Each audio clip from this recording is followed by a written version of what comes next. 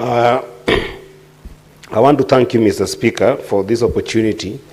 I'll actually make very quick comments that are very direct.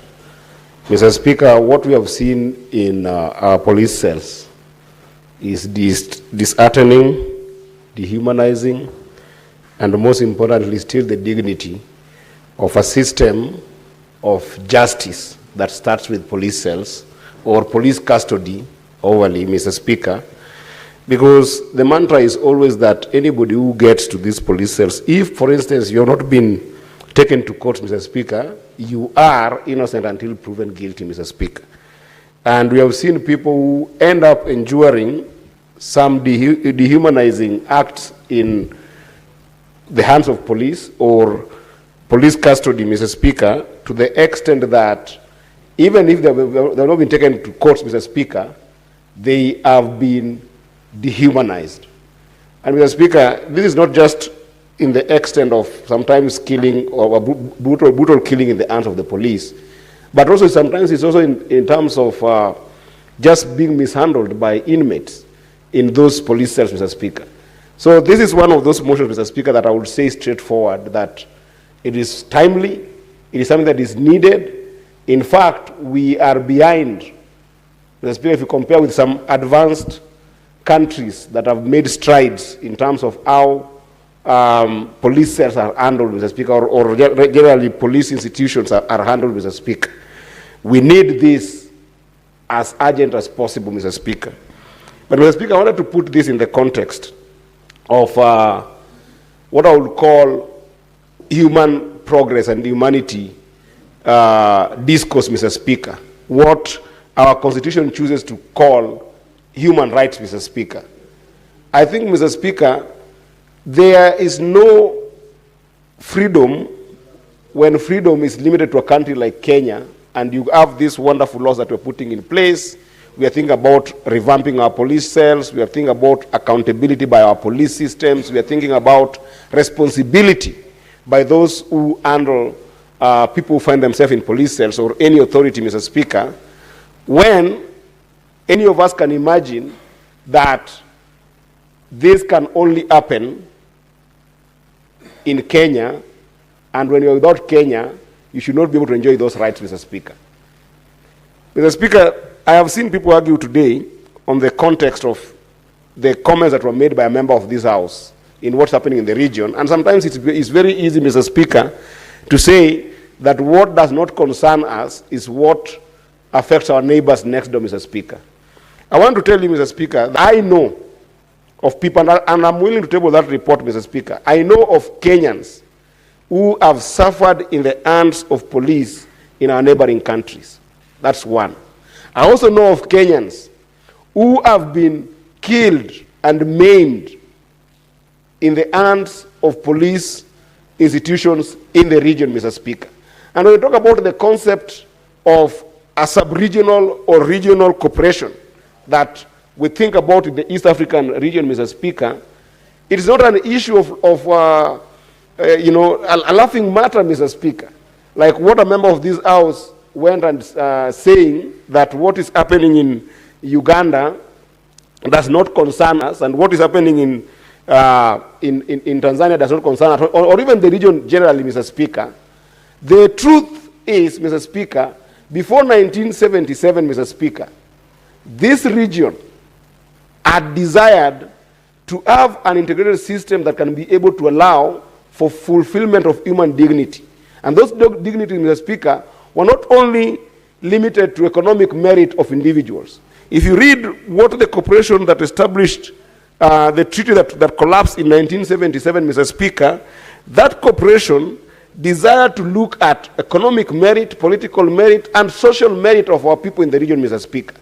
So it is in bad faith, Mr. Speaker, if a member of this House can go out there and say that if there is torture in our neighborhoods of individuals who are civil society, Mr. Speaker, or otherwise, any members of our society who have been caught in Tanzania or in Uganda, if there is any torture, then that torture is okay because we are not sub judice to any issues that are happening in those regions, Mr. Speaker.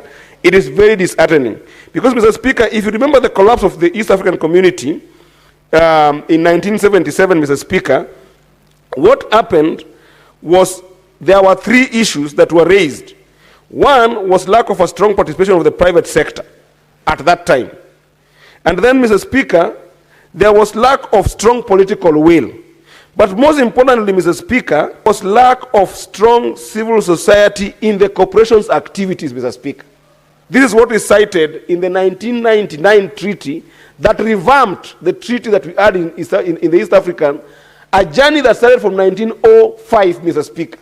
If you look at the treaties that we looked at from 1905 in this region for the East African Cooperation, Mr. Speaker, those treaties desired to bring about an integrated system that included the justice system, Mr. Speaker, to the extent that you have seen that members of this society, including one activist and also a leader in this country, Mr. Speaker, that I'm like Honorable Martha Karua, when we lost an election at some point and we could not get justice in the Supreme Court, she desired to go to the East African Court in Tanzania, Mr. Speaker.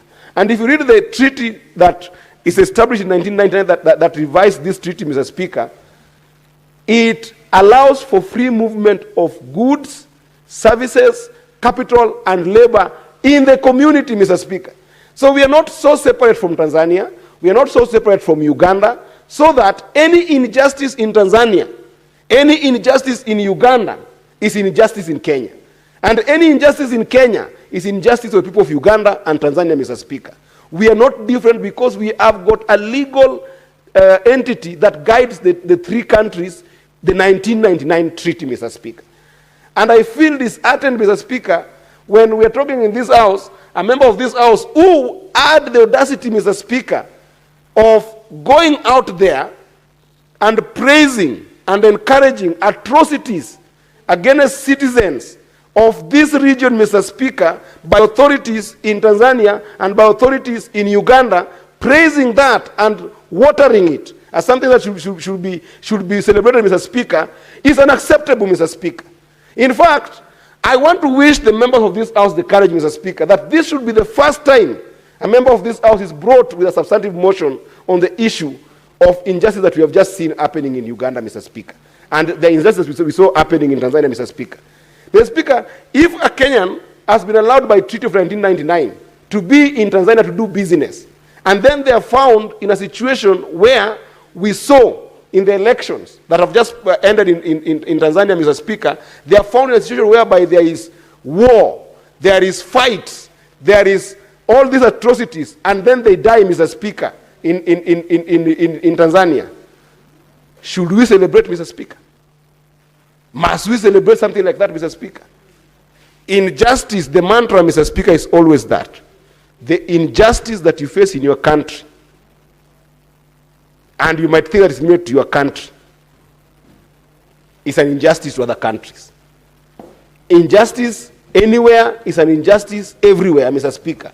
And it doesn't happen up until when a member of this House finds himself in Arusha, where you have gone for a committee, Mr. Speaker, and then you are found in the frenzy of these activities that are happening in these other countries without anybody to fight for you. Then you find yourself between life and death situation, Mr. Speaker. Then you will appreciate the essence of the trees that we are building in this country. So we must never accept, Mr. Speaker. In fact, when we pass this kind of motion, Mr. Speaker, we must push that it becomes adopted in the region. For instance, Mr. Speaker, why is the government of Kenya paying for members of Yala money to be able to legislate in Yala if we are not one community, Mr. Speaker? We are paying because we are tied by the hip on legislative principles, on all integration manners in this region, Mr. Speaker, so that some of the things that are good that we are doing in this country, Mr. Speaker, can also go to our neighbors, Mr. Speaker. And I remember, Mr. Speaker, last year, when the country was burning here, Mr. Speaker, we were called the name Jirani, and our children were bastardized and told to be having bad manners. And this discussion, Mr. Speaker, was nowhere other than the Parliament of Tanzania, Mr. Speaker.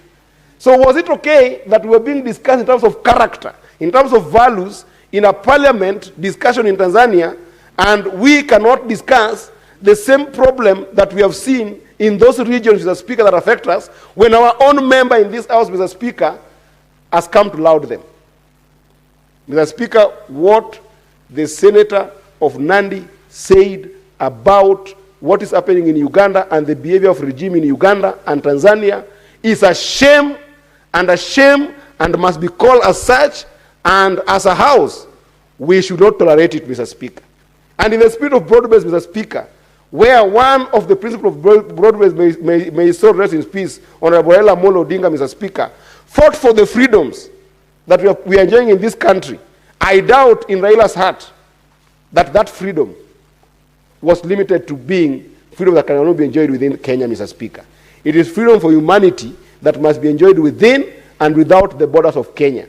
For all human race, Mr. Speaker, for all humanity, Mr. Speaker, in the continent, we must start being one African people. That the pain that is in Mali, the pain that is in South Africa, the pain that is in Cote d'Ivoire must affect us as a people, Mr. Speaker, because we are one African people, we are one humanity, Mr. Speaker, and therefore I condemn what my brother Sen Cherargei did pronounce in the weekend about what's happening in Uganda, Mr. Speaker, and about our colleagues and our people and the city of this country who are detained in Uganda, Mr. Speaker. Detention is something that you will never want to see.